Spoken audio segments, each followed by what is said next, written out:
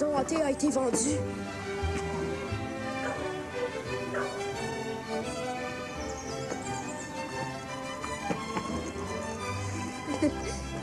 C'est pas moi qui ai racheté cette maison-là.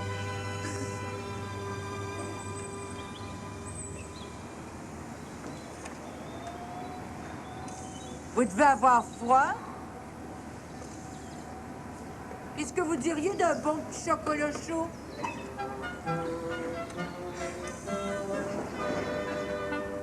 On n'aurait pas dû venir. On la connaît pas.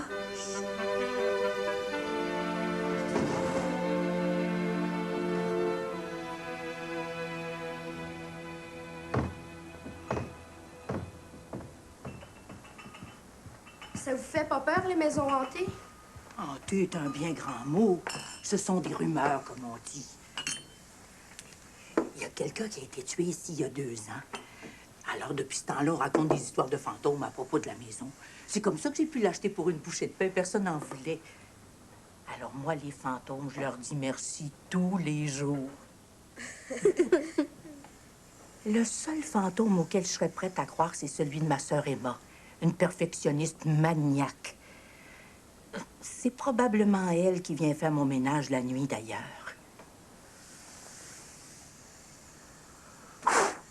Ça paraît pas encore parce que je pense qu'elle a commencé par la cave. C'est tout à fait son genre. Elle était très méthodique. Fallait surtout pas salir ses patates avec la sauce. Oh non! Ces patates, fallait qu'elles soient pilées soit en forme de pyramide, en forme de cône, en forme de boule de crème glacée, sinon que ça faisait pas.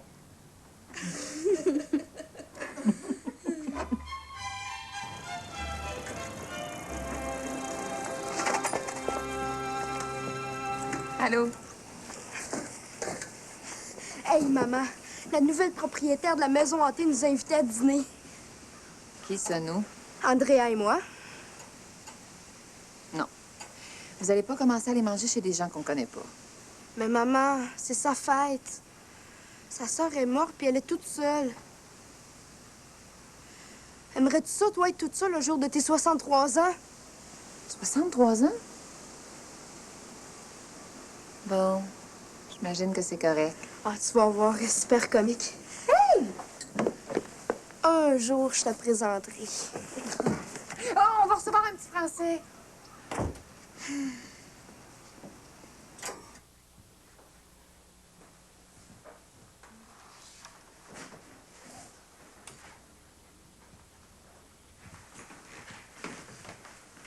Ah. Tiens, il est réveillé. Je te présente Hervé. Ses parents sont à New York pour un congrès médical. Ils ont eu la bonne idée de nous le laisser pour quelques jours. Tu t'en occupes? Je te laisse. Bonne nuit.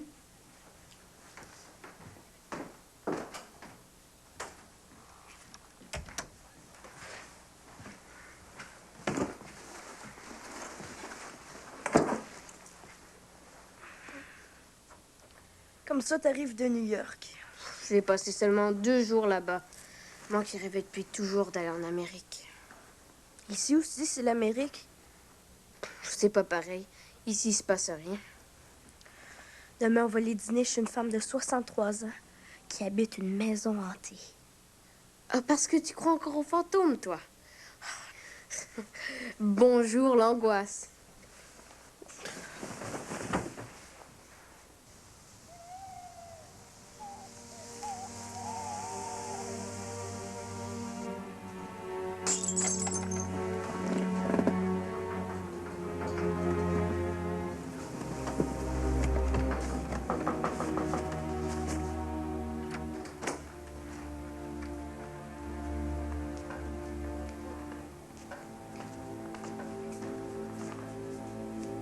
Emma?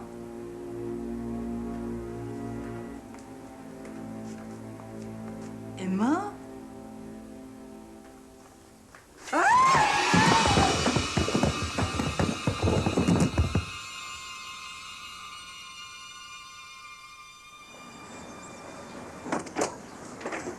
Oui?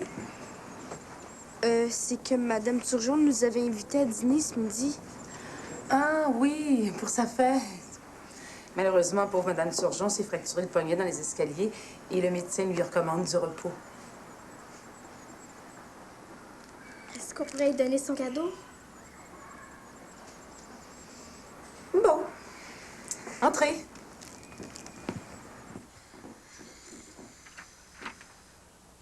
Madame Turgeon, je vous amène la grande visite.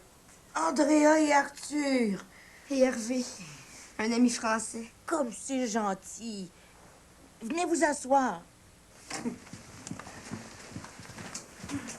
Je vais vous remonter un peu. Telly, C'est pour moi? Oh, merci. Attention de ne pas trop la fatiguer. Irène est une infirmière qui se spécialise dans les soins à domicile. Une vraie perle.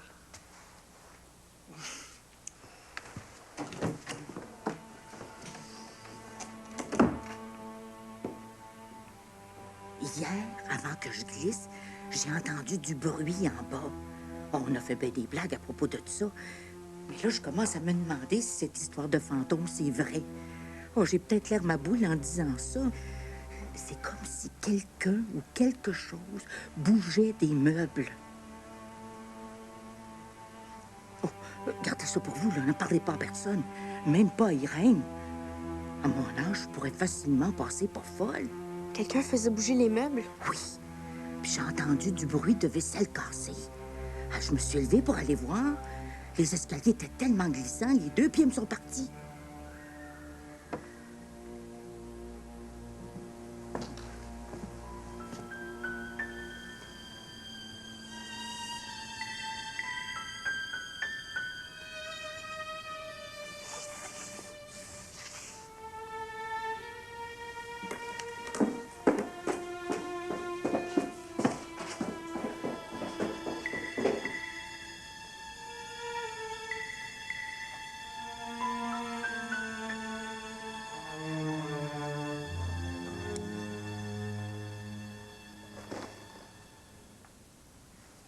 je suis venue chercher un verre d'eau pour Madame Turgeon. Ah bon? C'est parce qu'habituellement, les verres d'eau, c'est dans la cuisine qu'on les trouve. Quand je pense... Bon, les enfants, il faut laisser Madame Turgeon se reposer. Déjà? Le médecin d'urgence a bien spécifié qu'il vous fallait beaucoup de repos.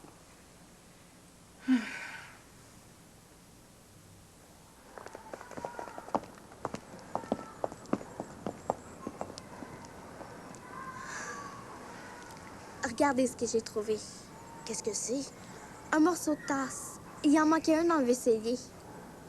Madame Turgeon nous a parlé de vaisselle cassée. Puis c'est pas tout. Les escaliers sont extrêmement glissants. Un coup des fantômes, sans doute. À moins qu'elle ait ciré les escaliers, qu'elle a oublié de nous en parler.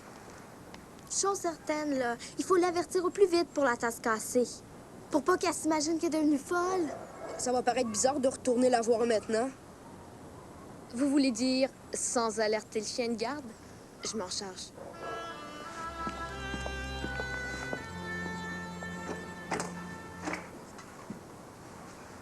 Ah? T'es pas avec tes amis? Je suis désolée de vous importuner, madame, mais je crois avoir oublié mon Walkman dans la chambre de Madame Turgeon. Ah ben attends, je vais y aller. Oh, ne vous dérangez pas. Je sais où je l'ai oublié et je ferai bien attention de ne pas réveiller Madame Turgeon. Très bien.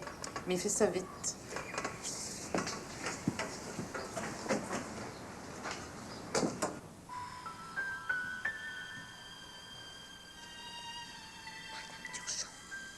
Madame Turgeon.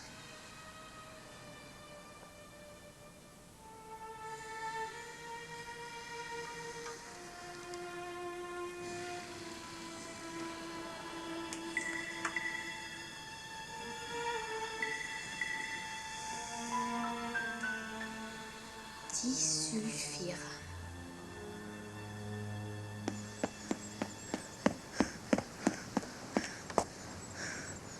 J'ai pas réussi à lui parler, ni à lui laisser un mot. Irène l'aurait trouvé. Mais j'ai pris le numéro de téléphone et le nom de ses médicaments. Pourquoi? Par curiosité, mon père est médecin. J'aimerais lui demander si c'est normal, tous ces médicaments pour une simple fracture. Et l'escalier? T'avais raison. La cire sur les marches est très glissante. Si on porte des bas ou une paire de pantoufles, j'imagine très bien la culbute.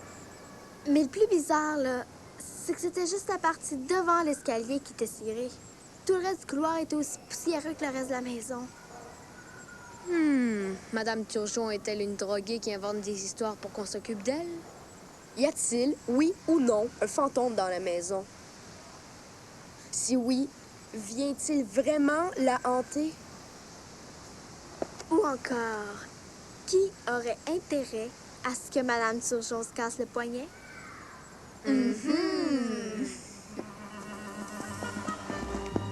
ne s'ennuie jamais avec vous, hein? Ça vous prend pas grand-chose pour plonger dans le mystère.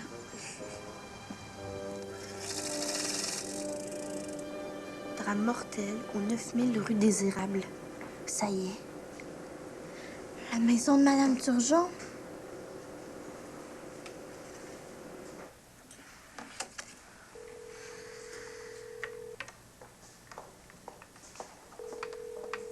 Pine Square Hotel, good morning. Hello, is Mr. Byle there at room 531? Mon père n'est pas à son hôtel. On en a à te raconter. Une histoire de vol de banque. Quoi? Un voleur qui s'est évadé de prison, puis qui est allé se cacher dans la maison pendant que les propriétaires étaient en vacances. Les policiers lui ont dit de sortir. Il s'est approché de la fenêtre avec un exacto à la main. Un quoi? Un couteau à petite lame pour couper le papier. Un des policiers a pensé que c'était un revolver, puis a tiré sur lui. Le voleur s'appelait Daniel Levrac. Et tiens-toi bien. L'argent du vol n'a jamais été retrouvé. Quoi?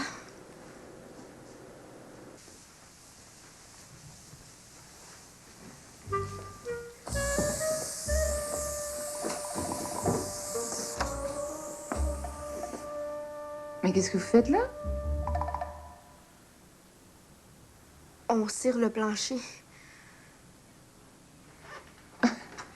Avec 3 cires différents.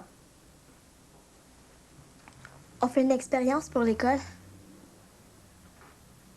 Ah bon? En tout cas, faites attention, hein? Surtout pas avec de la cire à meubles, c'est très, très, très dangereux. C'est la meilleure façon de tuer quelqu'un.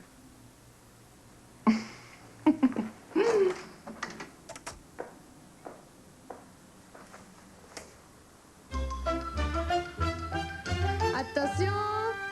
Youhou!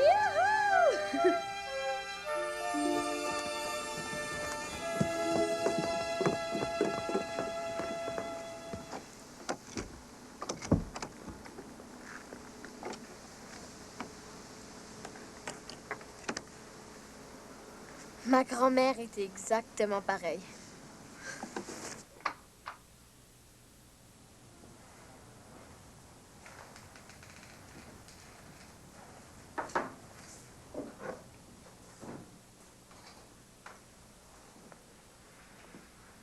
J'espère que c'est pas pour Madame Turgeon. Pourquoi? Parce que les médicaments et l'alcool, ça fait pas bon ménage.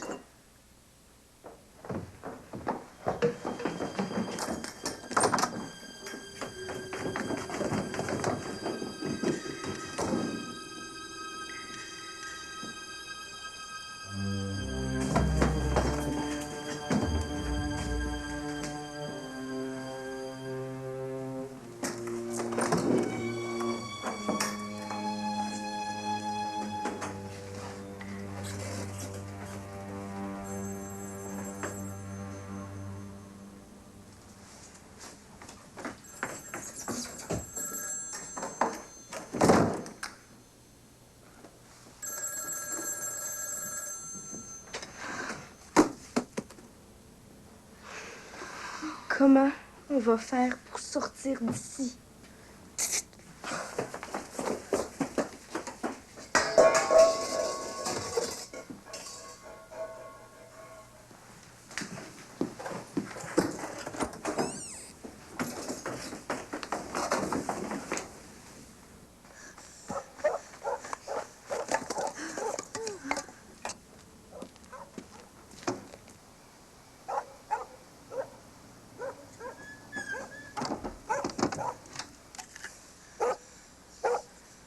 qui peut entrer et sortir par là? Elles sont vides.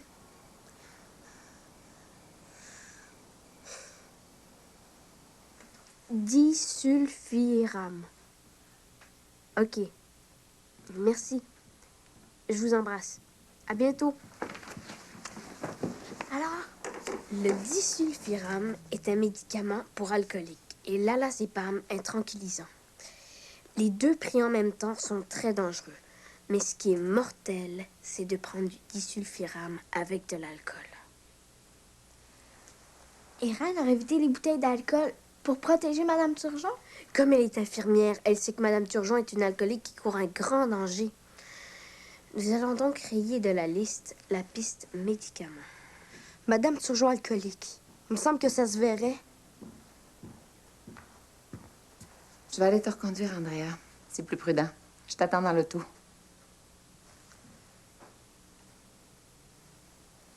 J'espère que t'es pas en train d'embarquer Hervé dans une de vos histoires, là. Qui, moi? Mhm.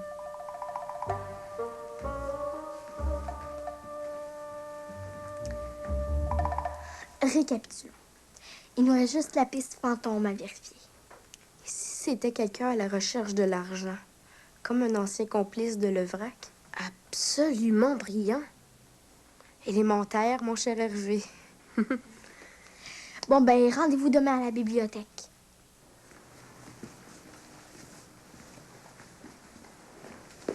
Salut. J'ai découvert quelque chose qui va vous jeter à terre. Regardez. Vol de banque du 6 juillet. La complice de Daniel Levrac a été retrouvée. Son complice est une femme. Mais c'était sa sœur. Puis vous trouvez pas qu'elle ressemble à quelqu'un qu'on connaît? Irène. La sœur de Daniel Levrac. Ah ben ça, là.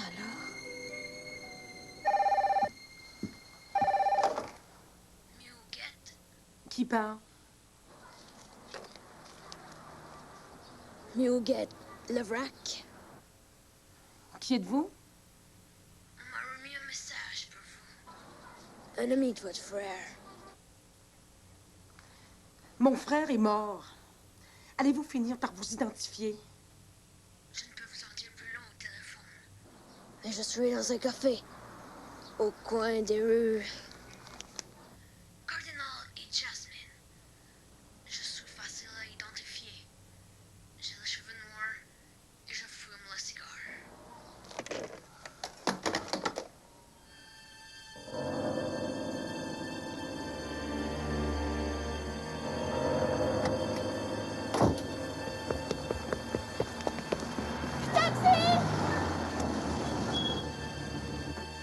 Madame Turgeon!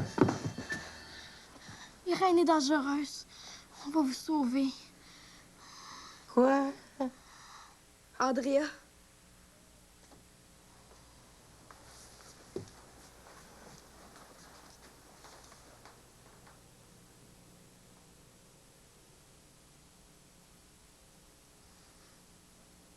Ça sent comme du vin. C'est de l'alcool. Vous voulez la tuer? Il faut appeler la police. Andrea. Reste avec elle. Je vais les téléphoner ailleurs. Hervé devrait arriver bientôt.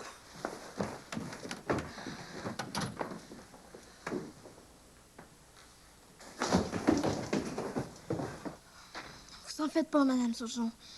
Arthur est allé chercher la police.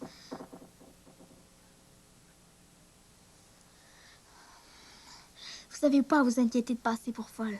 On est trois à savoir ce qui est arrivé.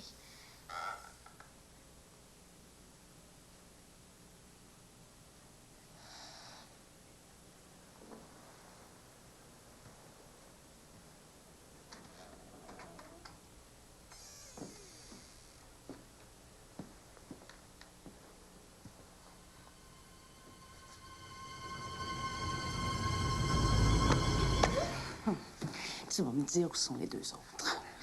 Je suis venue toute seule. Menteuse. C'est un de tes petits copains qui m'a appelé. Parce que personne à part vous trois qui sait que je suis ici. Où est-ce qu'ils sont? Je suis venue toute seule. Je voulais avoir l'argent. Je suis devenue où votre frère le cachait. Ah oui? Où ça? Dans la cave. Il va falloir que tu trouves quelque chose de plus intelligent que ça. Parce que la cave, je l'ai fouillée pendant 2 semaines avant que la vieille déménage. J'ai même regardé dans les rouleaux de tapisserie. Mais vous avez pas regardé derrière?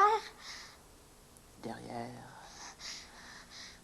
Derrière la tapisserie du salon? Il veut-tu rire de moi? Non! Votre frère est mort avec un X-Acto dans la main. C'est parce qu'il était en train de coller la tapisserie. Très bien. On va aller voir ça ensemble. Oui, mais faites vite. Mes amis s'en viennent. Oh, mes petits, la pas me semblait aussi.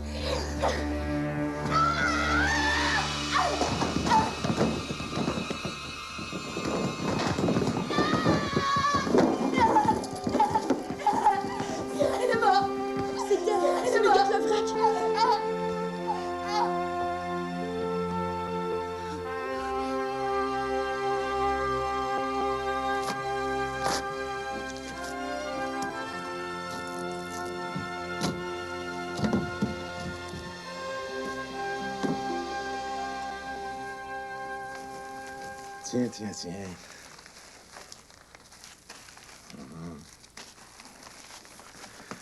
Le poteau rose. Comment t'as fait pour deviner que l'argent était caché ici? Ben, il fallait que je m'en débarrasse au plus vite. Fait que je me suis dit, la cave? Tout en me disant qu'il y avait une petite possibilité qu'elle glisse dans l'escalier sur ses bas de nylon. Ben, quand j'ai vu qu'il était impossible d'y faire gober la cave, j'ai pensé à une activité qui l'occuperait assez longtemps. Comme, par exemple, enlever toute la tapisserie du salon. Mais c'est après que j'ai pensé, si Daniel Levrac est mort dans son salon, un X-Acto à la main, ben, c'est probablement parce qu'il est en train de couper de la tapisserie. Quand je pense que depuis sa sortie de prison, elle rentrait par la fenêtre de la cave pour fouiller la maison. Oh, s'il n'y avait pas eu les enfants, je suis sûre qu'elle me rendait folle pour de vrai. En plus, vous avez vu toutes les bouteilles de gin et de scotch qu'elle vidait pour me faire passer pour une alcoolique. Ben, vous tuez avec les injections d'alcool. Tout le monde aurait pensé que c'était votre faute.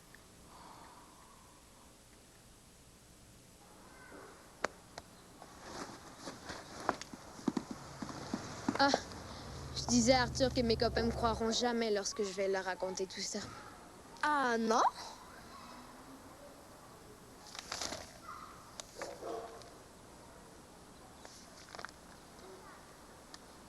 Hey, c'est sûr qu'avec ça, ce sera beaucoup plus facile de les convaincre.